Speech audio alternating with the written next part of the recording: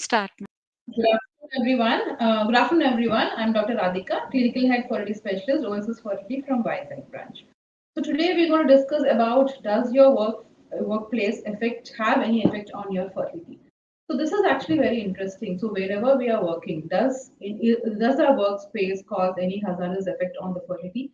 Does it affect your fertility and cause infertility issues? Is what we are talking about. So today I'm going to talk about which are the areas where you have to be careful when at your workplace, which are the areas where the exposure should not be there, and because of these exposures, does it cause any fertility issues, and how can we prevent these exposures in the workplace is what we're going to discuss today.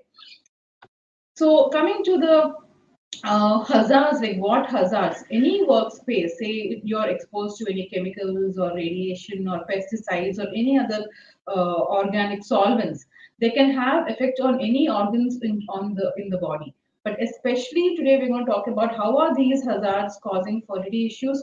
How are these hazards affecting your reproductive system?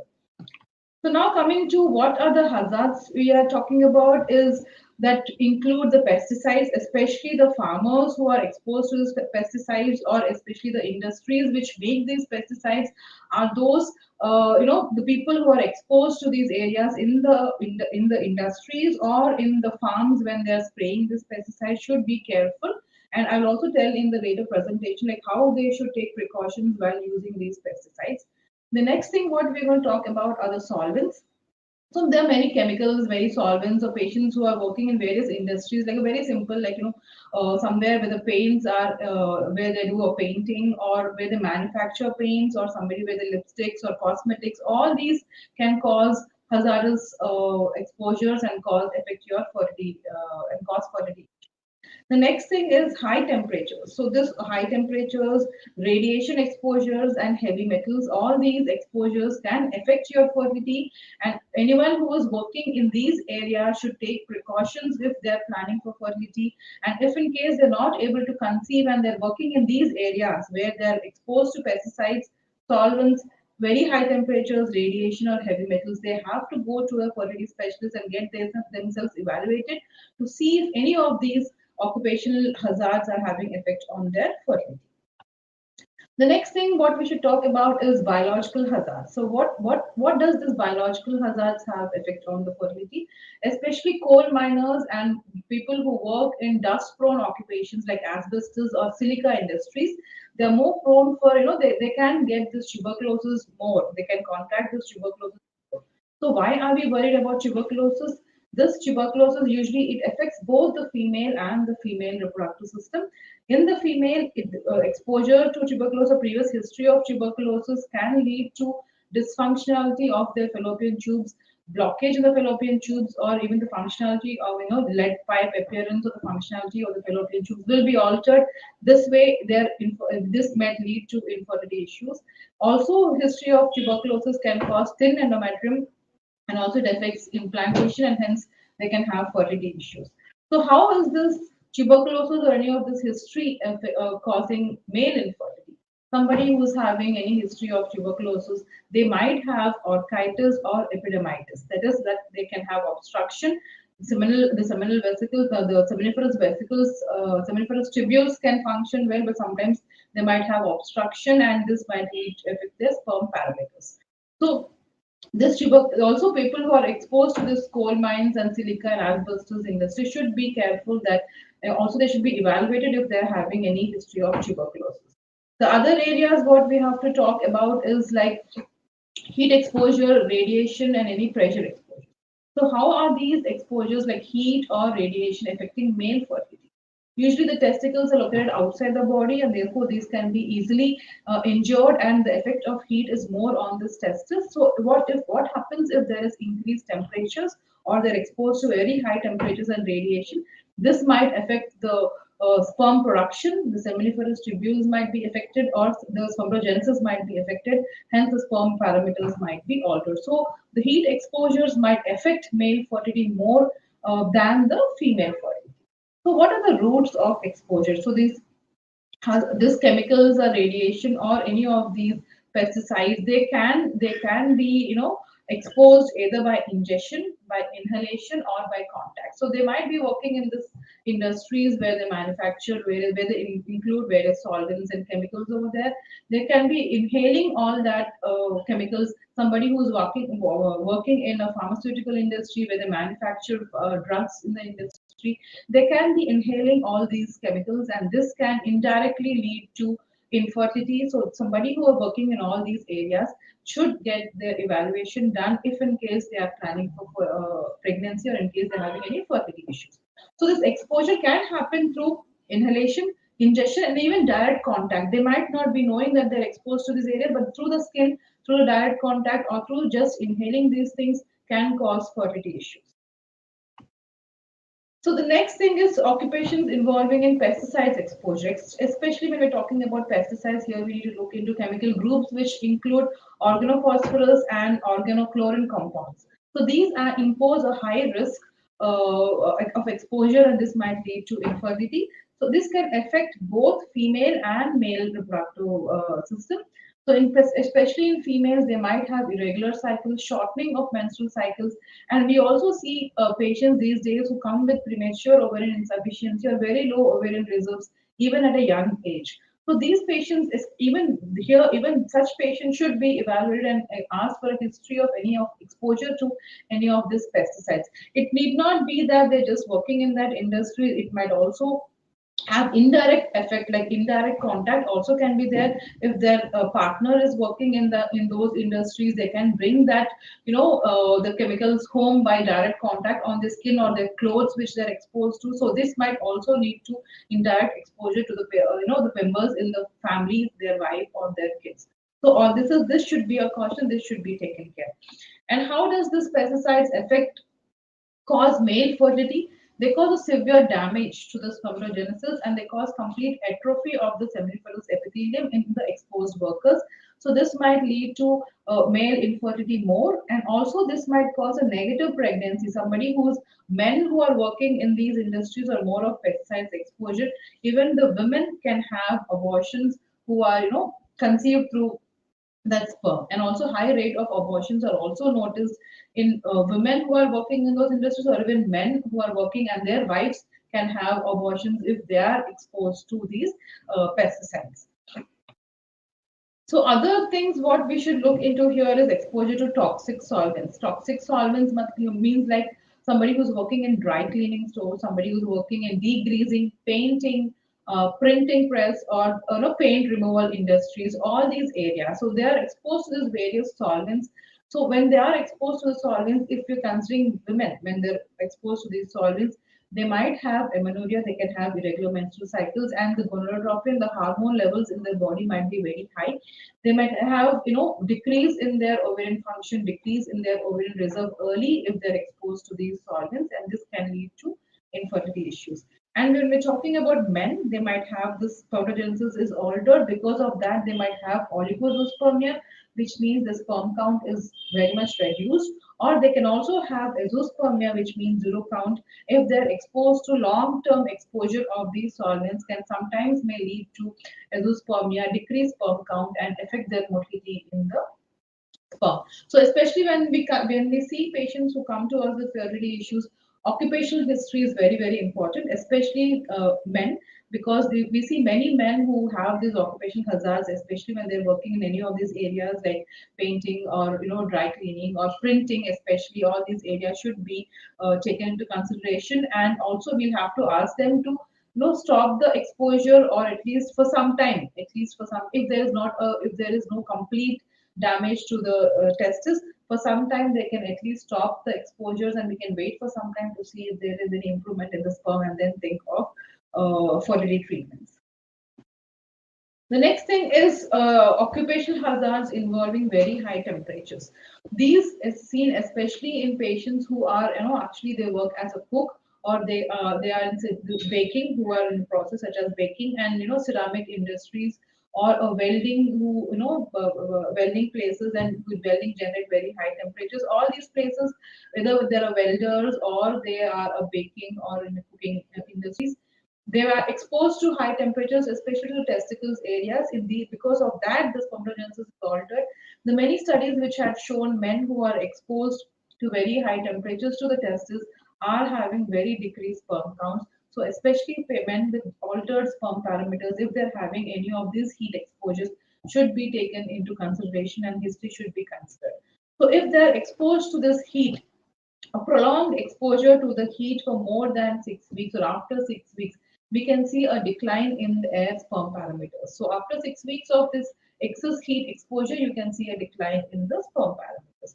So what we advise them, we ask them to take a break to avoid this heat exposure, to stop, especially who are there in the who are most of them are cooks. We tell them to stop to for this heat exposure for a long time, or wear a shield so that the heat exposure is directly not affecting their testes. And that is when we can wait for 2-3 months and see if the spermatogenesis happens again if the sperm parameters are improving. So give them some time and then we can see if there is a change in the sperm parameters after stopping the heat exposure. The next thing is exposure to metal exposures, like workers who are exposed to heavy metals such as lead, chromium, cadmium, printing, and battery making industry. So all these areas where the men are working, or even the women, especially these lead industries, even women who work in these industries during their early trimesters or when they're planning pregnancy, exposure to these heavy metal exposures can lead to abortions, can lead to abnormal fetal development, can lead to malformations and also abnormal pregnancy. So we have to ensure that they're not exposed to these heavy metals when they're planning for pregnancy, or even during the first 3 months, first trimesters of pregnancy, where usually the organogenesis happens and the various organs develop in in the baby. So during that time, exposure to these toxic and metal exposures can lead to malformations in the baby, can lead to abortion. So and also the metal fumes, if they're living close by to any of these industries with the fumes, when they're inhaling those metal fumes like lead, nickel, cadmium, manganese, and chromium, any of these metal fumes are inhaled. This might also lead to infertility issues both to men and women, and indirectly it can cause abnormal fetal development for women who are pregnant and exposed to these fumes during their first 3 months of pregnancy. And also, first 3 months of pregnancy, this might lead to abnormal fetal development and abortions. And if they're exposed to the later months, like after the 6 months of their pregnancy, this might lead to IUGR, that is a small baby, the baby's growth restriction will be there, the blood flow to the baby will be affected, and this might lead to IUGR, and later any mental retarded babies can also happen. So this should be taken care of. So now we spoke about the chemical solvents and the pesticides. Now we're going to talk about especially about the healthcare workers. So chemical and physical agents that cause reproductive hazards for women in the workplace. So now we're talking about more of this physical agents. Say you can say chemicals like cancer treatment drugs. So healthcare workers who are exposed to this cancer treatment drug, either it can be the pharmacist, or it can be the clinician, or it can be the person who is giving the drug to the patient, or it can be the people who are working in the industries who are making these drugs. So it's especially example like a methotrexate, a cancer treatment drug. So if any healthcare workers or the pharmacists who are exposed to these cancer treatment drugs are also have can have fertility issues. They can have miscarriages, birth defects, and low birth weight babies. So this also should be taken into consideration, especially people who are working in these areas. If they're having any infertility issues or if they're having any difficulty in conceiving, they have to get themselves evaluated and they have to stop exposure from these areas. And also patients who work in carbon disulfide exposure to agent exposed to these areas also can have menstrual irregularities. And those people who are exposed to lead, especially which I told you, people who are exposed to lead, like somebody where they're making batteries there, or any radiate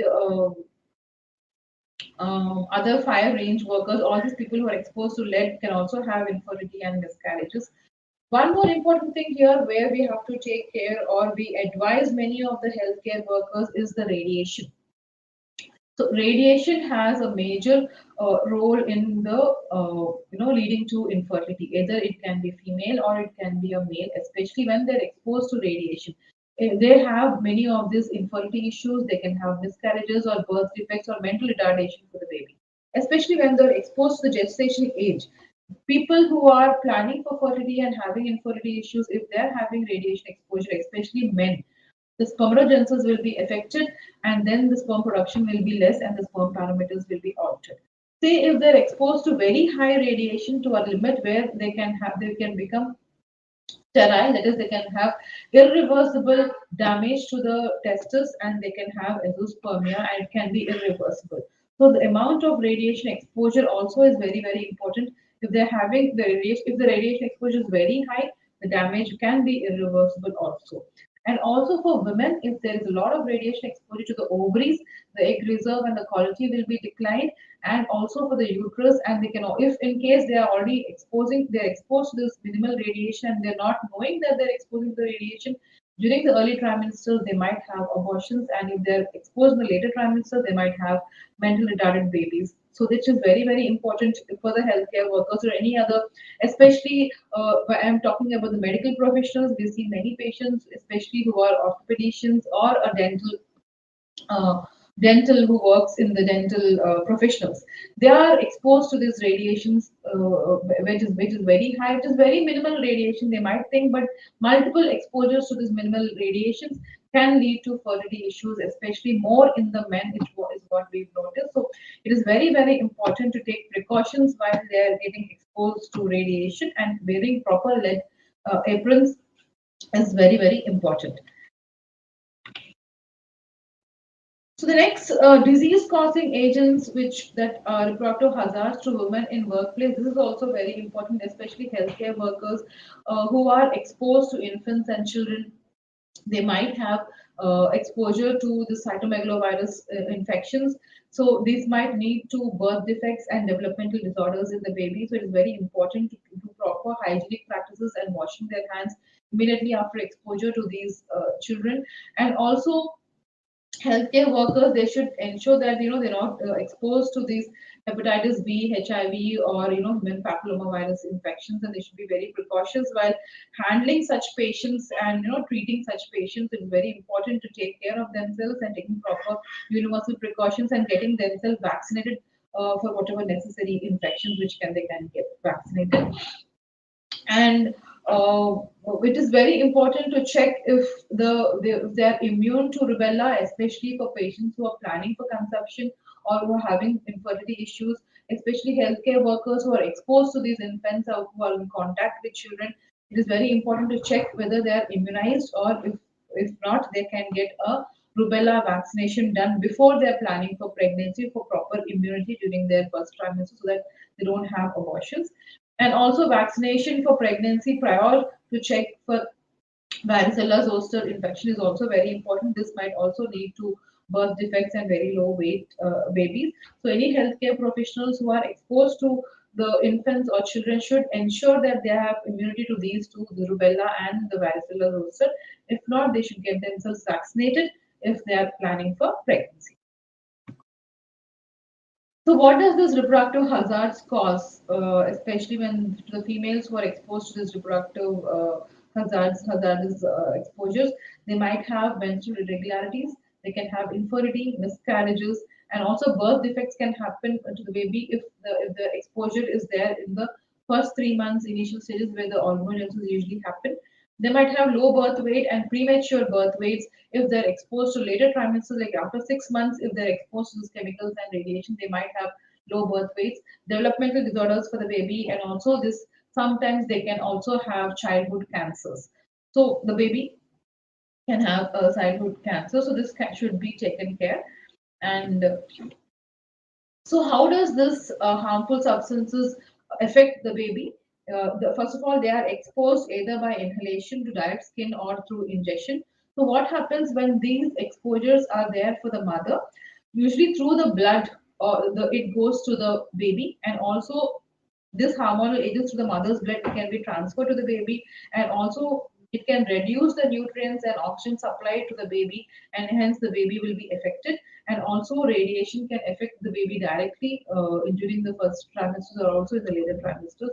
So it is very important, especially even also for mothers who are breastfeeding. This also should be taken care, because even through the breast milk, this can be transferred to the baby. So, how are the families exposed? So, this is very important, especially people who are working in these areas, which I've told when they are exposed. Even the dresses or the the when they come from the workplace, it is very important to change their dress, and when they should not keep it exposed to the family members when they come back from the workplace. They should do their laundry separately, keep their workspace clothing all separately, and everything separate, so that the exposure is not carried to the family members, either their wives or the children in the family. So how the can the exposures be prevented? Yes, the exposures can be definitely prevented. It is very important. Once they are exposed, anybody who are exposed to these chemicals or pesticides or other solvents, it is very important they have a protective equipment and dresses. They should have a shield and a proper face mask, frequent washing of hands, and also this material safety data sheet should be there in all the companies or wherever they are working, so that the employees are, they have to follow these the instructions and at their workplace, and do not bring this exposures to the children and the family members at home. Proper training should be given to all the employees who are working in these areas. And personal equipments is very very important. They should wear the gloves when they're working in these areas, or especially farmers who are spraying these pesticides.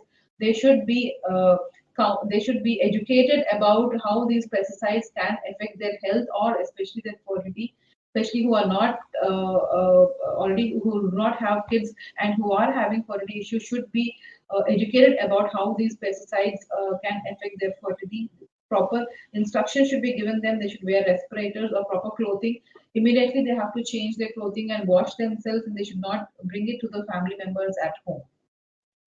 So keeping their contaminated areas, equipment, clothing separately, and washing them properly without mixing with the home clothing is very very important. So thank you very much. One more thing.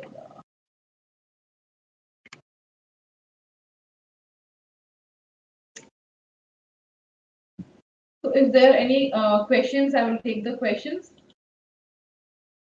One more important thing which I've not included in the presentation is, what about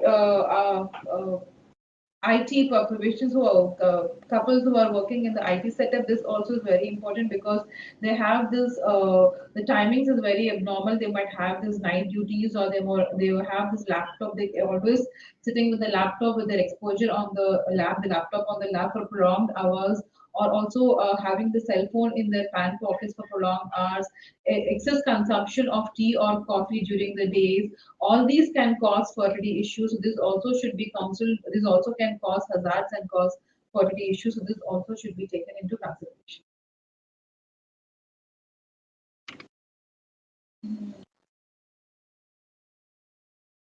So I think we don't have any questions here.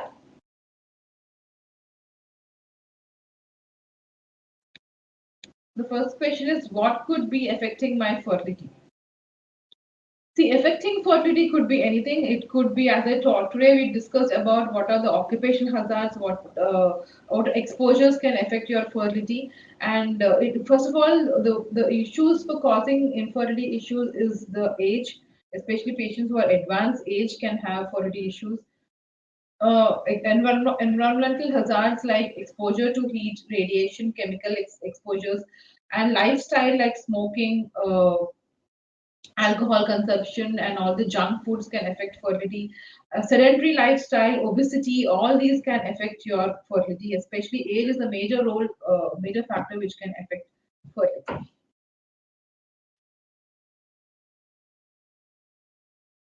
What are the four causes of female infertility? Female infertility, the main thing is what we have to look into here is whether her ovarian reserve is good, a low ovarian reserve, or patients with irregular menstrual cycles, a PCOD problem. Especially, we have to look into the functions of the ovary, the uterus, and the fallopian tube. So, we have to look into various factors which is causing infertility issues for such patients. Considering the ovary, we should think about whether she's having a polycystic ovary condition where she can have hormonal imbalance. Because of that, she can have irregular cycles or quality issues if she's a severe PCO. Or somebody with very low ovarian reserve where her egg numbers are very less, they can have fertility issues. Somebody who is having unhealthy tubes, say they have history of tuberculosis, or they can they have recurrent pelvic inflammatory diseases. All these patients can have unhealthy tubes. Or sometimes if they're having any endometrial issues, like even history of endometriosis can cause thin history of tuberculosis can cause thin endometrium. And also if they're having fibroids or adenomyosis, all these issues can also cause female infertility. Along with this, their lifestyle, if they're having a sedentary lifestyle, if they're obese, and the diet what they're taking, and also their sleeping habits, if they're having continuous night duties, or if they're consuming any alcohol or any smoking habits in the female, all these can affect fertility and cause infertility in the female.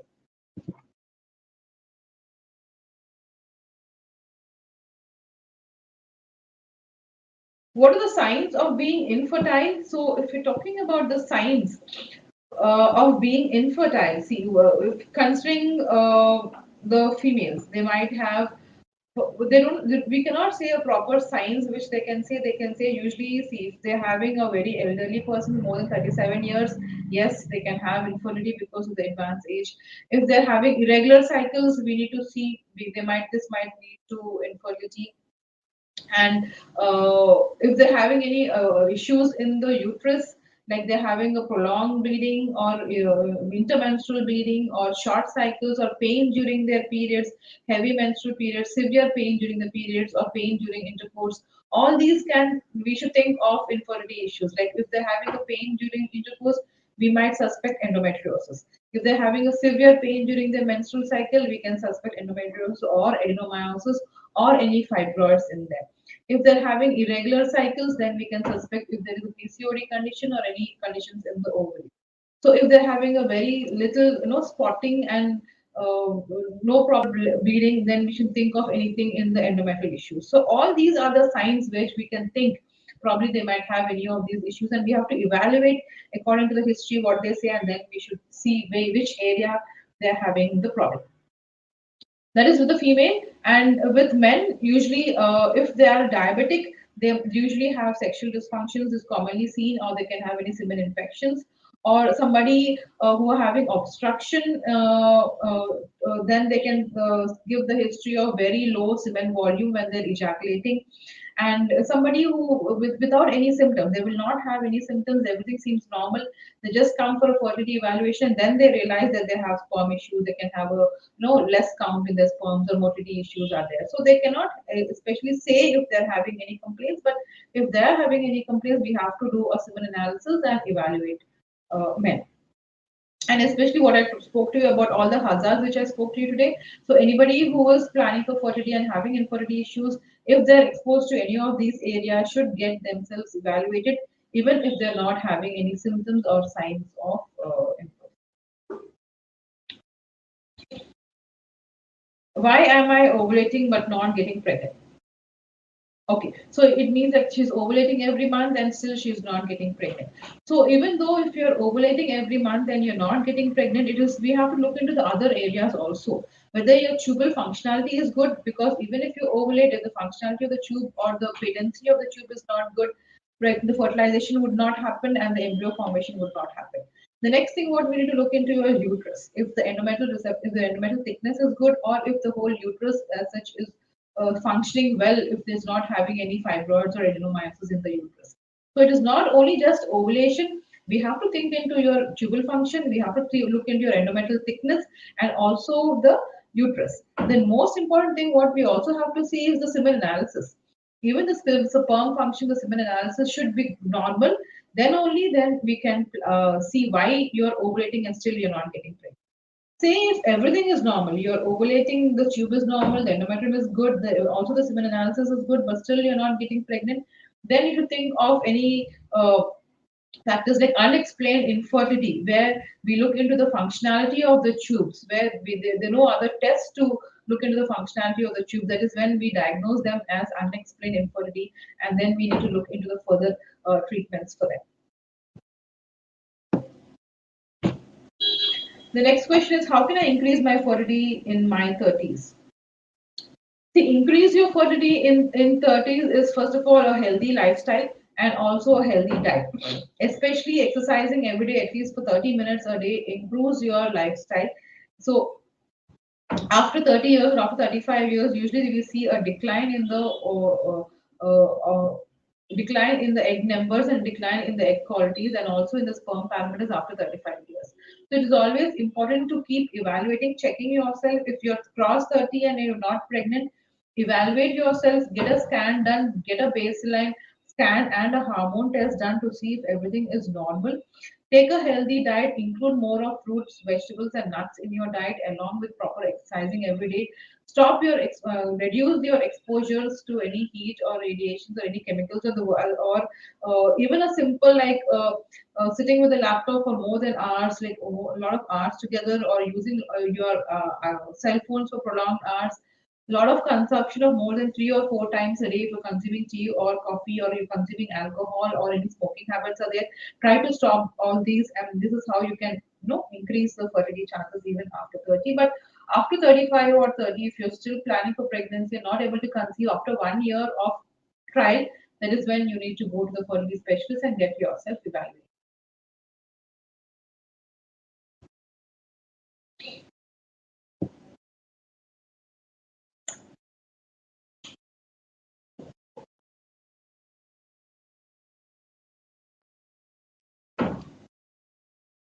Okay, the last question which I saw here is, Madam, can you please explain how profession affect fertility?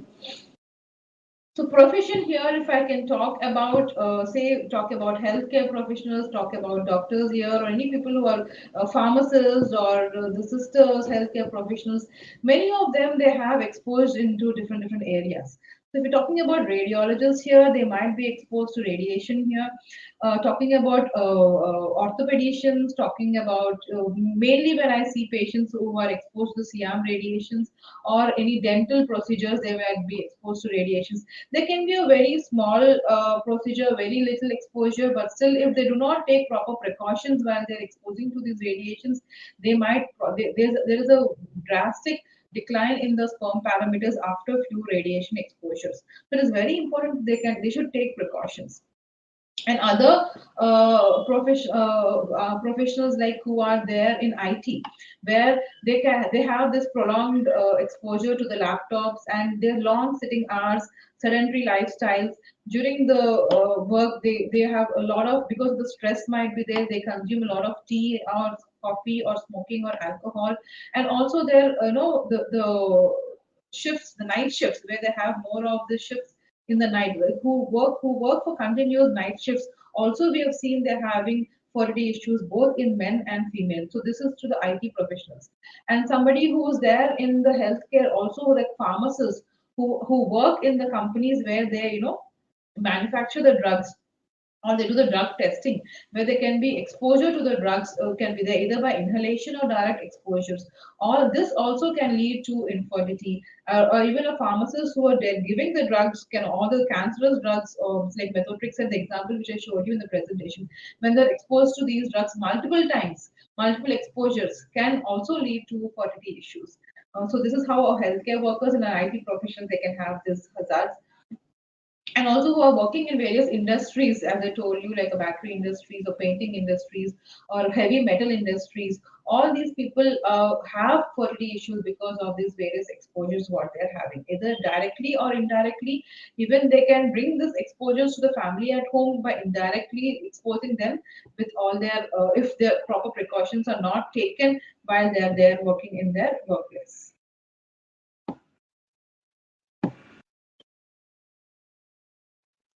So I think we'll end the session here. Thank you very much. If you have any more queries, you can call us on this helpline number, and we'll be happy to answer all your questions. So next time I'll be coming with one more session. Thank you very much.